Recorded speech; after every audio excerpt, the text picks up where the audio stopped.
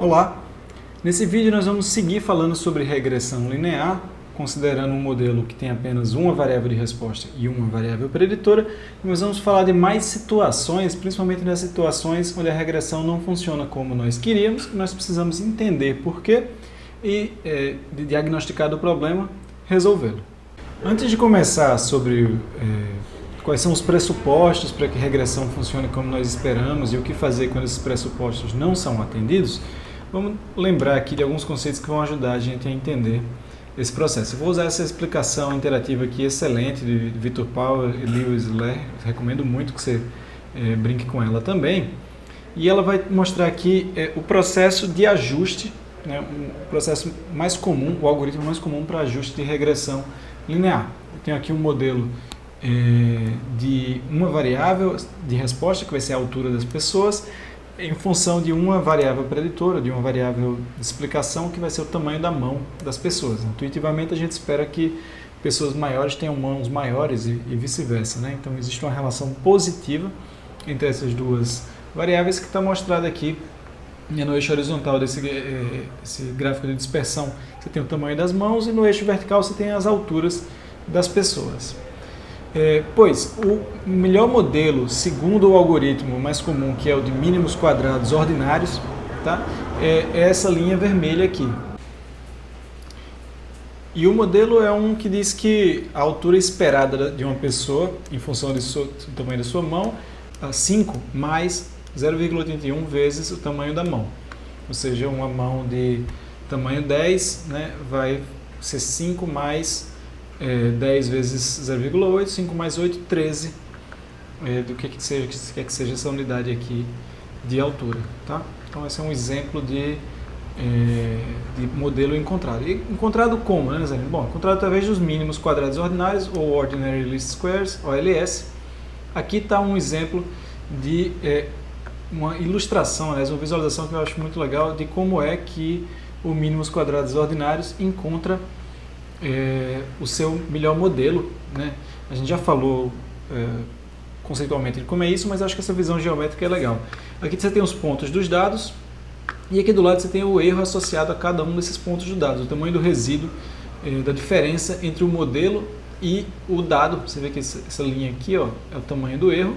Só que, como a gente discutiu no vídeo passado, o erro que a gente considera para minimizar é o erro quadrático, né? O erro ao quadrado, e o quadrado ele tem essa interpretação geométrica aqui, né? O quadrado de um número é a área de um quadrado com lado do tamanho daquele número, né?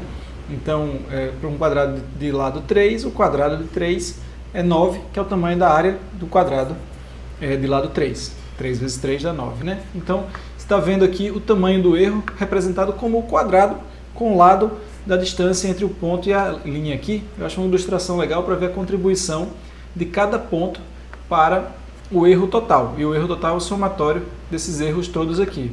Eu posso, por exemplo, ver como é que seria o erro, como seria diferente o erro se o coeficiente da mão fosse diferente ou se o intercept, né, fosse diferente. Aqui é o slope, isso aqui é o intercept. Então, o intercept, quando eu vou aumentando, eu vou fazendo aqui. E você pode fazer essa minimização do erro visual aqui, né, tentando produzir o menor somatório de erros quadráticos aqui. Acho que tem que ser um valor mais tipo assim, vai ser um menor erro. Para esse caso aqui, isso aqui já não é mais o mesmo dado ali de cima, né? É outro erro.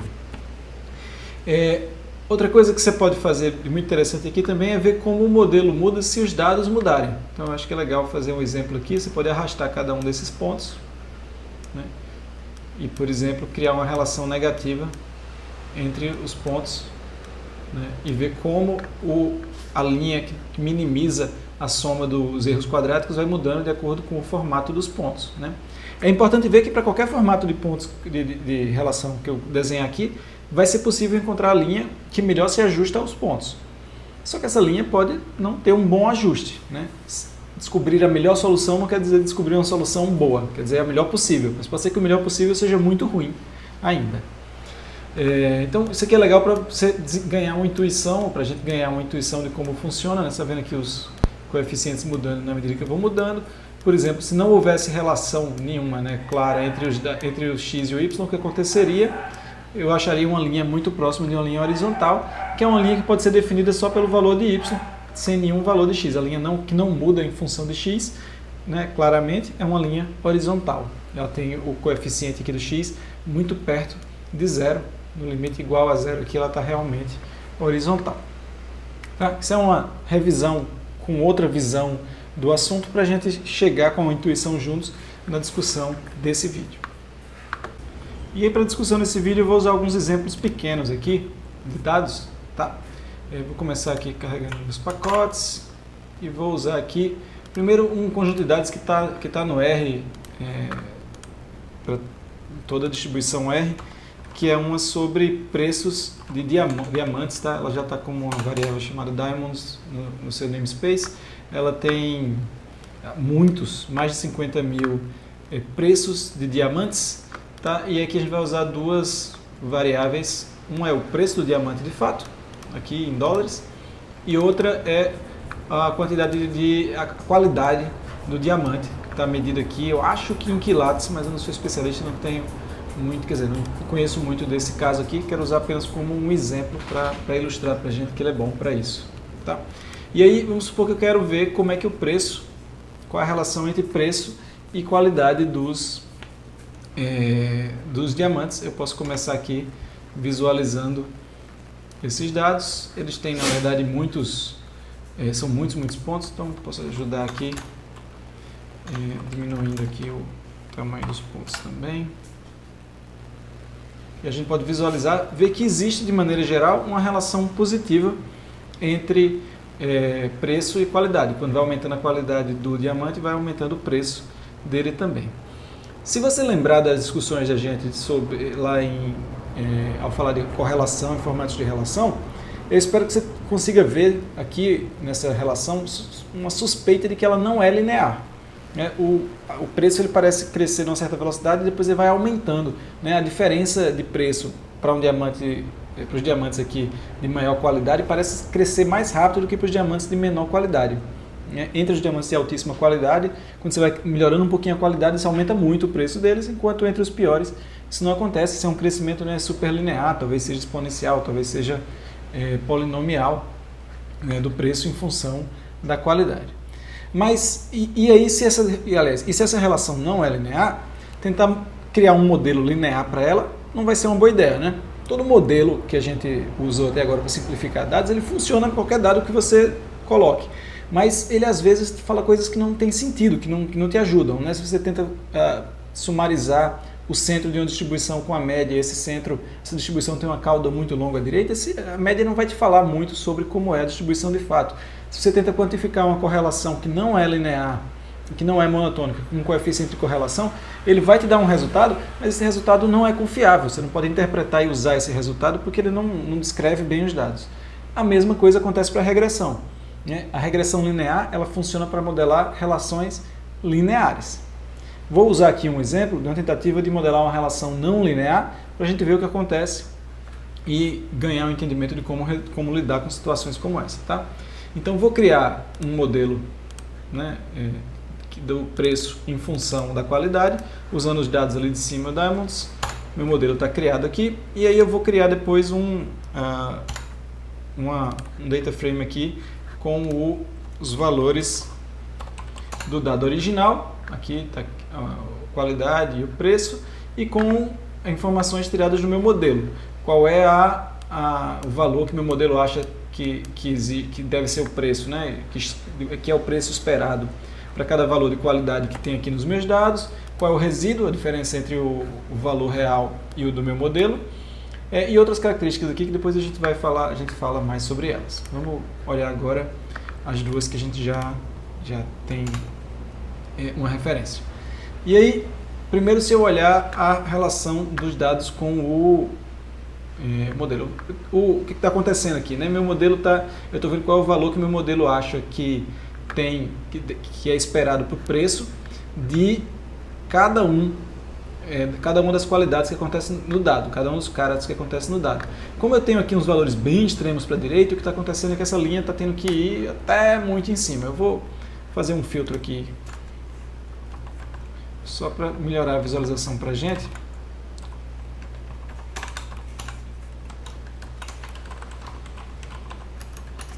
cara menor que 3, eu vou colocar aqui.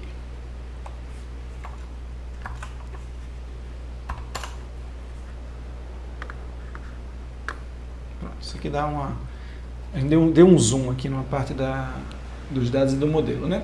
E aí, olha o que está acontecendo, né? Essa é a linha que melhor descreve a relação entre preço e qualidade, mas ela é uma linha reta, né? E a linha reta que melhor descreve uma curva, ela ainda vai descrever mal essa curva, ela ainda vai se ajustar mal à curva. Olha como aqui no começo dos dados a estimativa de preço que a gente tem é inferior a quase todos os pontos que existem, depois ela passa a ser superior aos pontos e depois ela passa a ser inferior de novo. Então é como se as previsões elas não batem, elas não passam na média dos preços em geral, elas não estão descrevendo a relação que existe de fato, elas estão passando perto da relação, mas não está descrevendo a relação.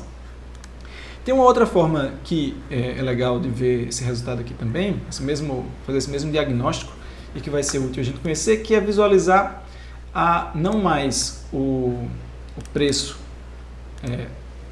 não mais o previsto, né, o ajustado do modelo em função da qualidade, mas eu vou ver aqui o resíduo em função do que o modelo diz. Ou seja, para cada valor que o modelo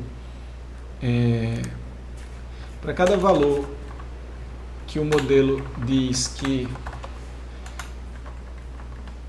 é um preço esperado, eu posso verificar qual é a diferença entre o meu preço esperado e o real. E aí eu posso ver se eu estou errando mais para mais ou mais para menos. E olha aqui o que está acontecendo, né? Esse é o tamanho do resíduo, então. O resíduo ele é positivo quando eu erro para mais e o resíduo é negativo quando eu erro para menos. Ou é o contrário? Vamos ver aqui. O resíduo no começo eu estou errando para menos, né? Eu estou subestimando os valores que acontecem de verdade, e quando eu estou errando para menos ele dá positivo aqui o resíduo. Então é isso. Para menos eu estou errando, o resíduo dá positivo quando eu erro para menos, quando o valor real é maior do que o meu, e dá negativo quando o valor real é menor do que o meu. Isso, deu certo aqui. E aí olha como existe uma tendência muito clara aqui. Primeiro, os erros eles são diferentes, né, são muito diferentes para regiões diferentes das previsões que o meu modelo faz. Ele erra diferente se ele estiver prevendo coisas pequenas do que coisas grandes. E ele tem uma tendência aqui, inclusive vai crescendo aqui. Quanto maior a previsão que ele erra, pior vai ficando o modelo. Isso são características indesejadas para a gente, porque a gente quer que o modelo passe perto dos pontos em geral. A gente não quer que ele só acerte, só passe perto dos pontos nos valores pequenos ou nos valores altos de previsão, de estimativa. E é isso que a gente está vendo aqui nesse gráfico aqui, ele está medindo a distância do meu modelo para os pontos em geral. Eu estou vendo que essa distância varia muito dependendo da faixa de valores do modelo e tem certas características. Na situação ideal, a gente queria que isso aqui não tivesse relação, não existisse relação, né? Os erros acontecessem da mesma maneira, né? Independente da faixa de valores que a gente está lidando, eles acontecessem em torno de zero. Aí, bom, isso aqui é o sintoma, né? Assim como essa outra visualização também é o sintoma do fato de que a gente está modelando uma relação não linear como sendo linear. E aí a gente tem dois caminhos para lidar com isso, tipicamente. Um deles é abandonar os modelos lineares e passar, ou seja, abandonar a regressão linear e passar a usar outros tipos de regressão, regressão polinomial, regressão exponencial, regressão de outro tipo. Essa é a solução 1. E tem a solução 2, que é tentar reduzir esse problema mais complexo, reduzir o problema de estudar uma relação não linear ao problema de estudar uma relação linear que nós conhecemos através de uma transformação de dados. Igual que a gente fez lá nas correlações, quando a gente discutiu correlação, a gente tem coeficientes bons para correlação linear, então se a gente puder reduzir problemas mais complexos não lineares a problemas lineares, a uma situação linear, a gente consegue usar essa ferramenta para estudar muitos outros problemas. Assim como na correlação, eu diria que é muito mais comum que a gente use transformações para trazer, né, situações de relações não lineares para situações lineares e aí usar a regressão linear. É muito mais comum que a gente use esse caminho do que a gente use modelos de regressão mais complexos. Tá? O modelo de regressão linear tem um ferramental muito bem estabelecido, ele é muito interpretável, né? Ele tem várias métricas de diagnóstico boas, então a gente tende a tentar usá-lo sempre que possível, reduzindo, né, transformando as variáveis para que elas se encaixem nesse processo aqui do modelo linear. Vai ser muito semelhante ao que a gente fez lá na correlação, mas vamos fazer aqui também. O que acontece, né? Se eu, por exemplo, eu posso tentar transformar minhas variáveis, né, e ver se elas, num espaço transformado, têm uma relação linear. Então, por exemplo, se eu olhar aqui a diamonds, se eu observá-la num scale, se eu transformar, a primeira transformação que tipicamente eu uso, e aí existem métodos para procurar automaticamente transformações, tá? Mas uma primeira transformação que eu uso normalmente é tentar ver se, colocando alguma das duas variáveis numa escala de log, eu passo a ter uma relação mais linear. Bom, a primeira, quando eu coloquei o x na escala de log, não tive. Quando eu coloquei o y aqui na escala de log, e eu considero crescimentos multiplicativos ao invés de aditivos, a coisa ficou um pouco mais perto de linear. E aí tem uma coisa que com alguma frequência também funciona, que é tentar transformar ambas as variáveis com escala de log, ou com escala de raiz quadrada, ou com escala exponencial, depende um pouco do formato, tem um pouco de experiência aqui para você ir se ajustando. Mas olha como quando eu observei ambas as variáveis em escalas logarítmicas, elas passam a ter uma relação linear, né? Essa relação aqui está muito perto, está muito mais linear do que a anterior.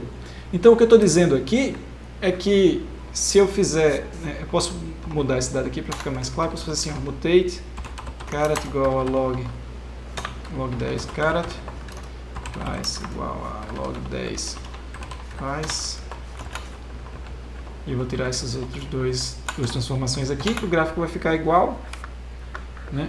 Exceto que a escala aqui mudou, não está mais logarítmica, está linear, porque as variáveis agora são o log das variáveis originais, elas estão transformadas em log.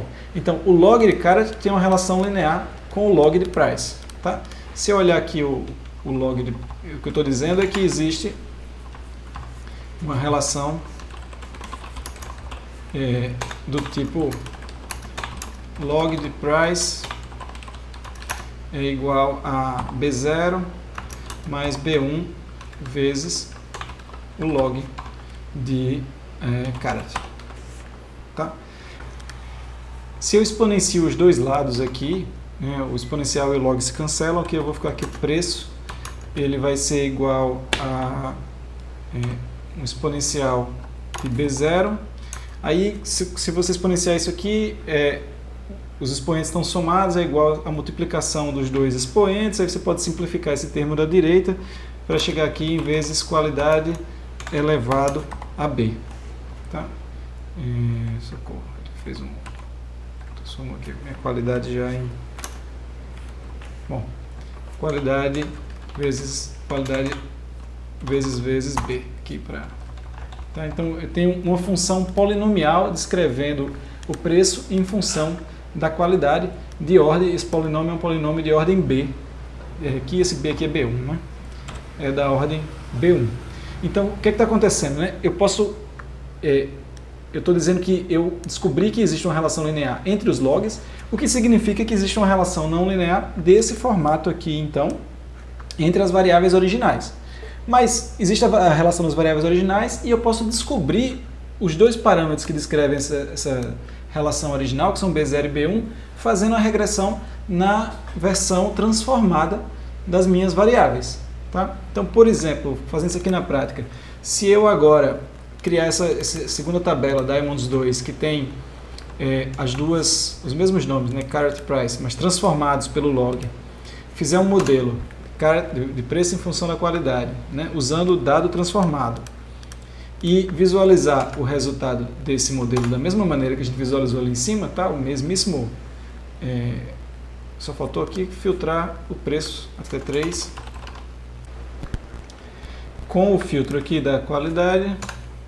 Se eu observo agora o resultado do modelo, ele vai me mostrar aqui um modelo que parece muito mais, né, com a relação linear do que o modelo, parece muito mais com os dados do que quando eu tentei aplicar a relação linear nos dados não transformados. Então está aqui o modelo que descreve como é que o log da qualidade está relacionado com o log do preço. Ele tem o seguinte formato, Aliás, o modelo ele vai ser do tipo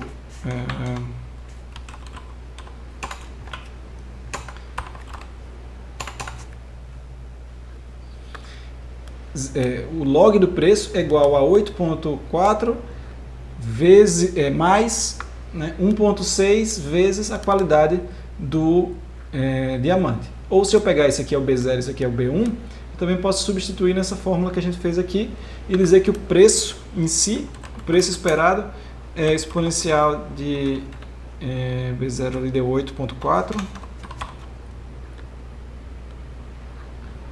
vezes vezes a qualidade elevada a 1.6.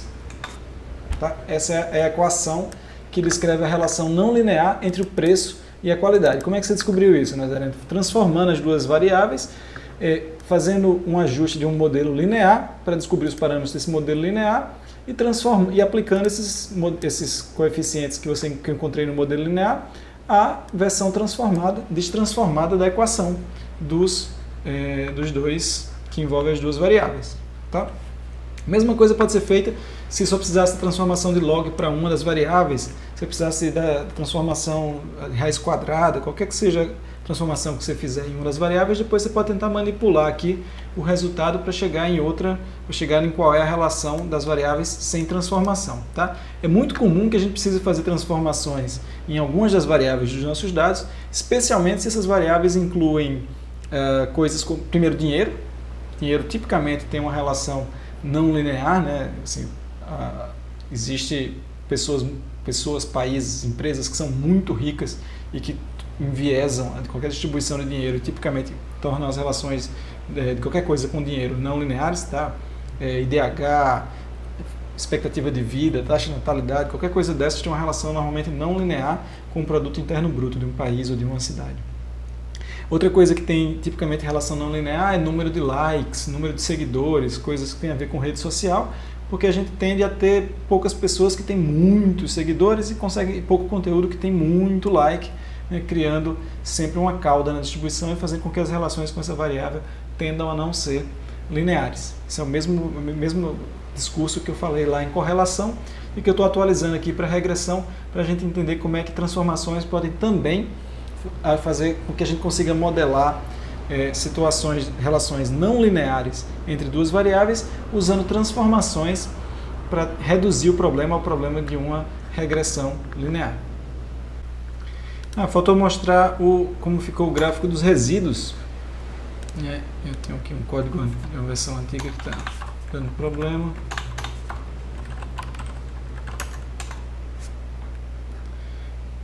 Olha como os resíduos agora, embora eles tenham esse formato engraçado, mas eles são muito mais constantes em torno do zero aqui. Né? Os erros do modelo eles são mais constantes em torno do zero, eles têm mais ou menos uma faixa constante, tem uma quantidade semelhante para cima e para baixo, não tem uma tendência tão clara. Eu tenho um problema aqui nos valores muito altos, né? Nas estimativas muito altas do modelo, nos valores altos de fit, eu tendo a ter aqui só erros negativos, só resíduos negativos. Isso é um sinal de problema, que aliás a gente vê aqui também nos dados. Tem uma região aqui onde eu tenho mais pontos longe da minha reta do que nas demais regiões da relação que eu estou modelando. Isso é um sinal de que tem alguns pontos aqui que fogem a relação, são pontos extremos para essa relação. Talvez fossem pontos que eu não devesse estar incluindo no meu modelo, eu devesse modelar os diamantes que não têm qualidade hiper ultra alta, que é o que acontece aqui nesses dados.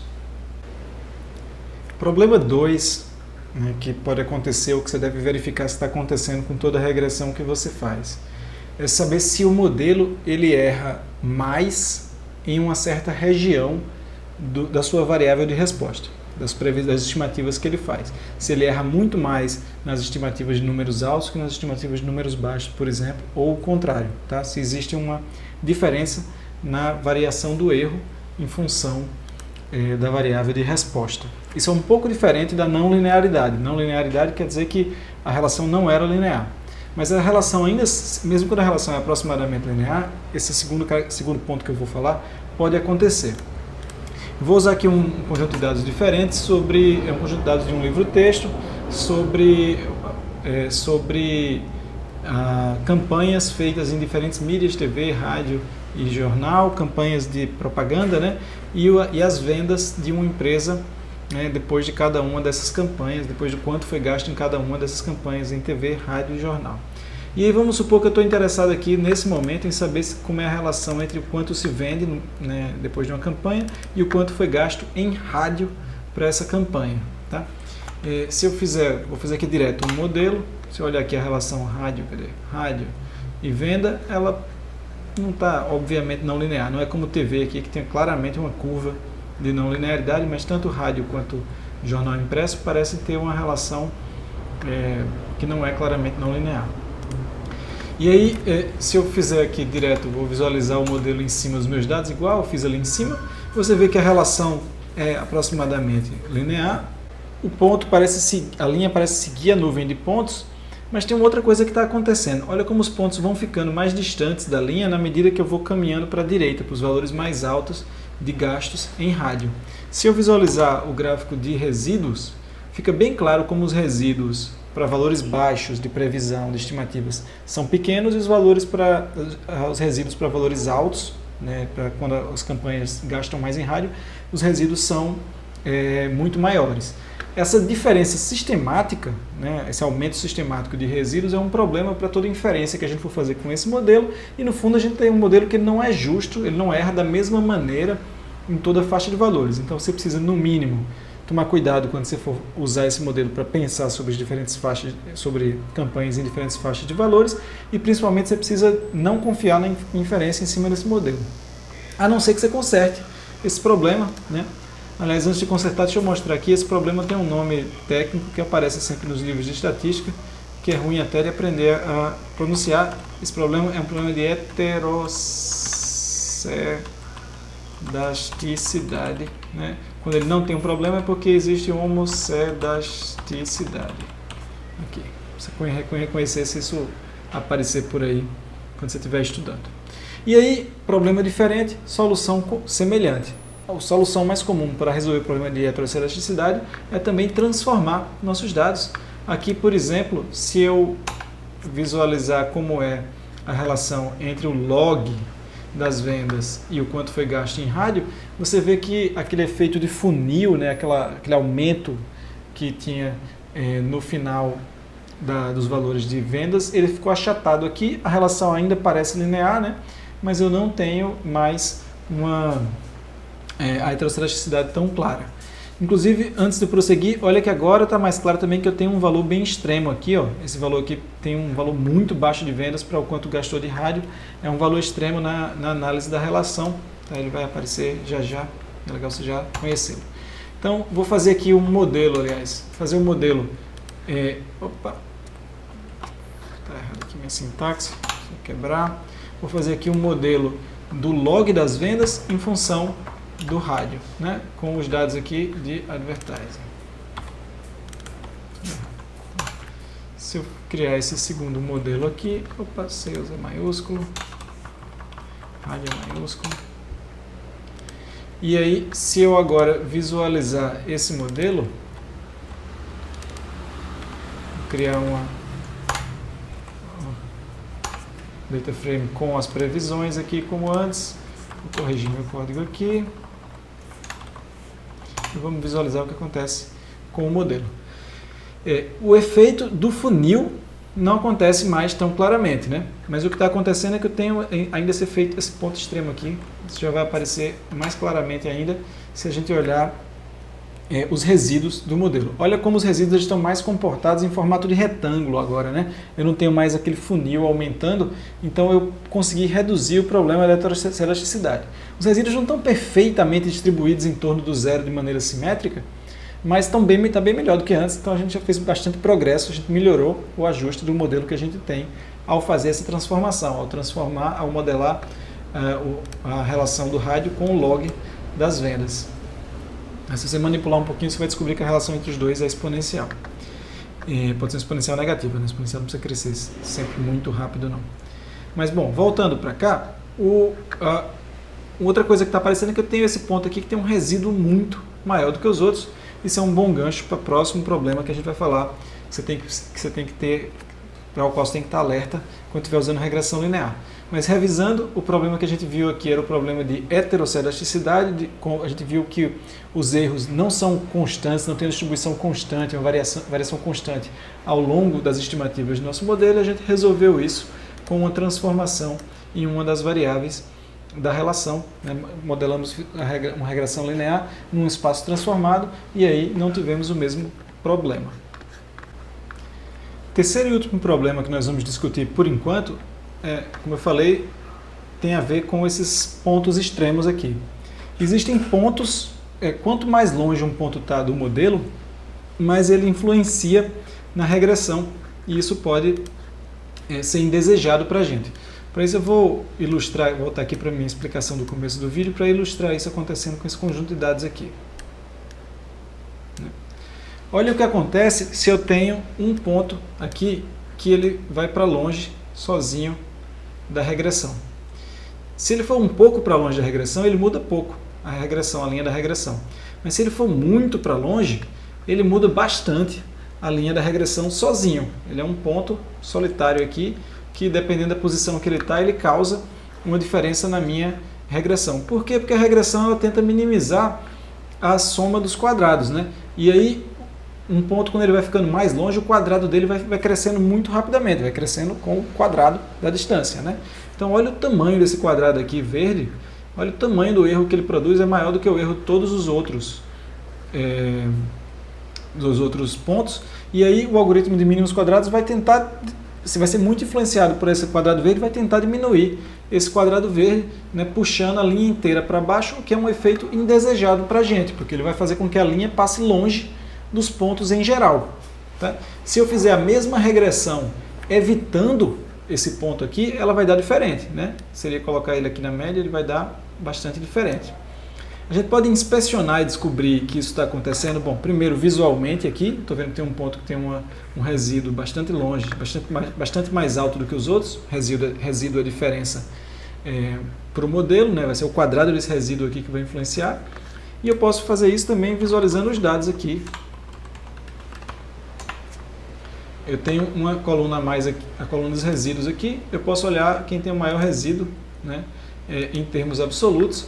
Tem dois pontos aqui que tem um resíduo bem maior do que os demais. São aqueles lá? Deixa eu ver se eu estou falando certo. Isso, um resíduo maior do que, em módulo maior do que 2, né? Menos 2 aqui. Cadê ele aqui? Menos 2. É esse ponto. E aí eu posso ver que é uma campanha que apostou muito em rádio, né? Botou 40 pontos aqui em rádio, mas tem teve um valor muito alto, talvez comparado com os demais.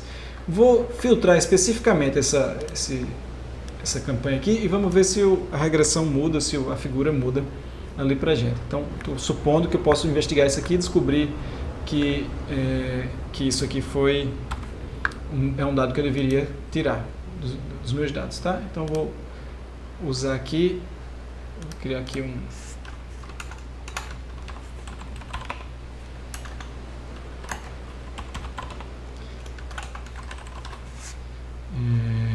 os valores que eu vi era aqui 6. Vou filtrar aquele ponto aqui meio na força bruta. TV diferente.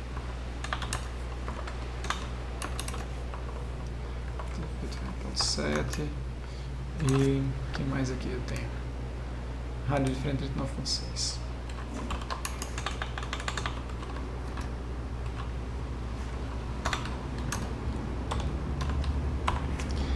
Tenho certeza aqui que eu estou filtrando.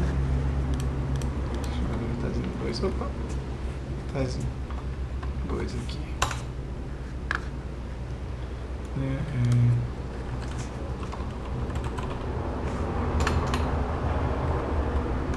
Tem duas campanhas, agora eu tirei 2 pontos extremos, saiu um a mais do que eu queria aqui, mas vamos repetir aqui a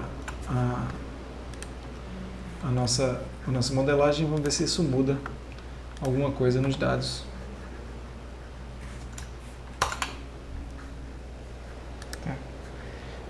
Bom, primeiro, o dado está ficando diferente aqui, e segundo, agora o resíduo eu não tenho mais aqueles pontos extremos indo lá para baixo. Tá? Os coeficientes devem ter ficado um pouco diferentes, eu não salvei eles aqui, esse é um exercício legal para você fazer e ver que muda. O que eu estou fazendo é tirar, tem um ponto que estava aqui extremo, eu estou tirando esse ponto, estou trazendo ele aqui, estou deixando a reta agora dependendo mais dos demais pontos. Tá? Isso é um ponto que é um outlier, que está muito longe da estimativa. Tem um segundo tipo de ponto que é relevante a gente saber também que existe, que são os pontos alavanca, ou leverage, high leverage points. Tá? Se eu tenho muitos dados que estão aqui numa certa região para a variável preditora, a variável de explicação, e a minha variável de resposta, independente da minha variável de resposta, aliás, desculpa, e eu tenho uns poucos pontos que estão muito longe dos demais, esses pontos aqui longe dos demais, eles também vão ter um efeito de conseguir movimentar sozinhos muito da regressão. Tá? O que acontece é que eles estando longe é como se a reta quisesse passar perto dele, não tem mais ninguém aqui nessa região, a reta vai tentar passar mais perto dele, o quadrado dele vai ter um efeito grande no algoritmo de mínimos quadrados que encontra essa linha vermelha. Então isso também é uma coisa para a gente tomar cuidado e saber se tem alguns pontos que estão influenciando muito na regressão. O índice para ver se está acontecendo está também aqui com a gente, é esse ponto RET aqui, ele é um índice chamado Cook's Distance. Se você quiser procurar mais aí na internet para ver, a gente não vai entrar muito em detalhe. Aliás, desculpa, Cook's Distance está aqui. O RET e o Cook's Distance são duas medidas para isso. Eu confundi as duas aqui. A gente pode ver quem são os pontos que estão tendo maior influência e a gente pode ver aqui no Cook's Distance também quem são os pontos que estão tendo maior influência. Em geral, o problema é quando você tem Cook's Distance, algum ponto com Cook's Distance maior do que 1, que não acontece nesses dados. E o RET, eu precisaria dar uma procurada aqui para saber quais são os valores de referência, mas acho que está escrito aqui no notebook aqui, mais embaixo, ele é esse leverage aqui. Tá? Então você pode dar uma olhada e se inteirar.